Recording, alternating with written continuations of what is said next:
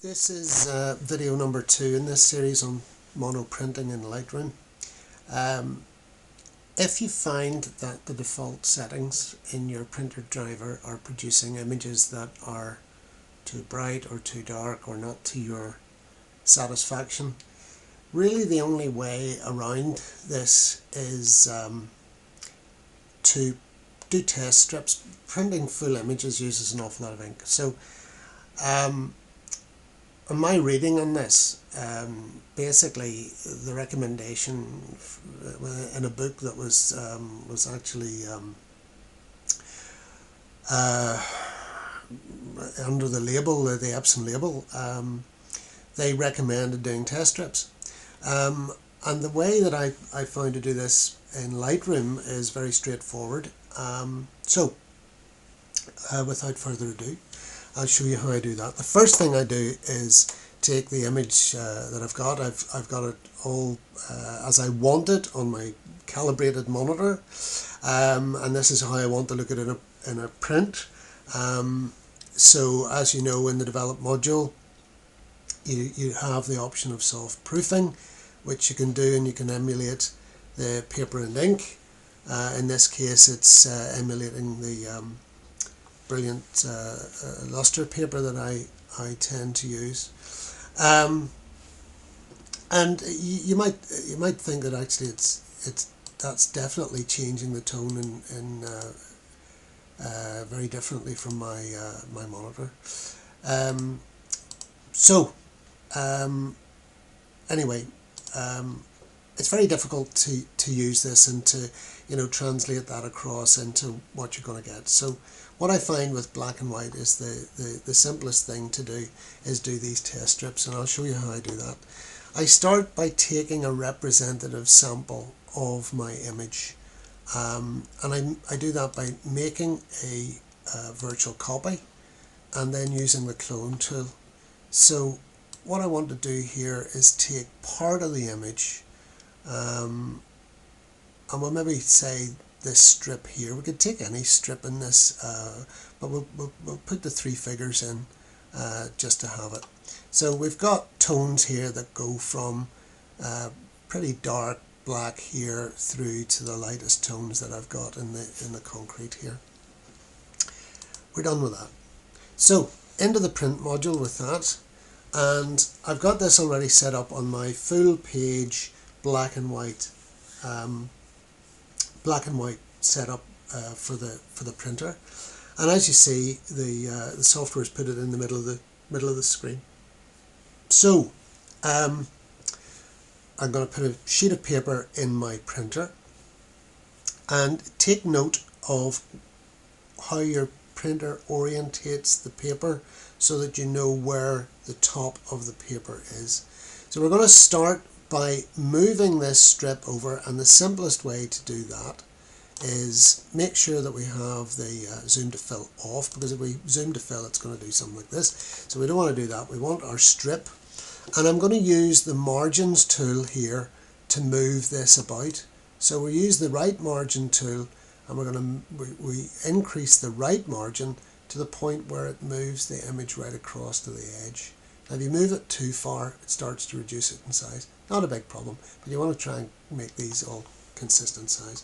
So get it over to as far to the edge as you can, and the key thing here is to make a note of how big this is and where it's going to come to. So it's just over 4.5 centimeters on our sheet of paper here. You can make a narrower one, depends on the image, and of course narrower is better, it'll use less ink. So this is where our starting point. We're going to print this part of the image. So we've got our page in the printer, and we're going to come down to our printer settings, which I went through in the previous video. So we're going to make sure we're on managed by printer, and we're going to look at our printer settings in the properties, and as you see here, I've got black and white, and this should be my default, which is the normal tone settings. So what happens here is this is our first print at the standard settings with the settings for the paper we're going to use. Make sure you've got everything as you're going to use it. You want to use it to start off with, but the key thing is that you're in the advanced black and white, and have your settings in that as you want them. If you want to start with their default comes up as darker. If I go into that and click on neutral, it will come up by default as darker. You can start with that. Whatever your starting point is, make a note of what your starting point settings are, and you'll see why that's important in a moment. We can OK that, and that will pop them in here. We've got our quality over here, and if I have a print preview set here, you can take that off if you want, but you don't really need that at this point because we know what we're going to print, and we can take that off. If I then hit OK, that will then start the print process, and it will print this image out on the page. If I click print preview and we OK that, we'll see, and we OK that, we'll see the print preview come up, and there's what we're going to get. And note, this is the top of the page.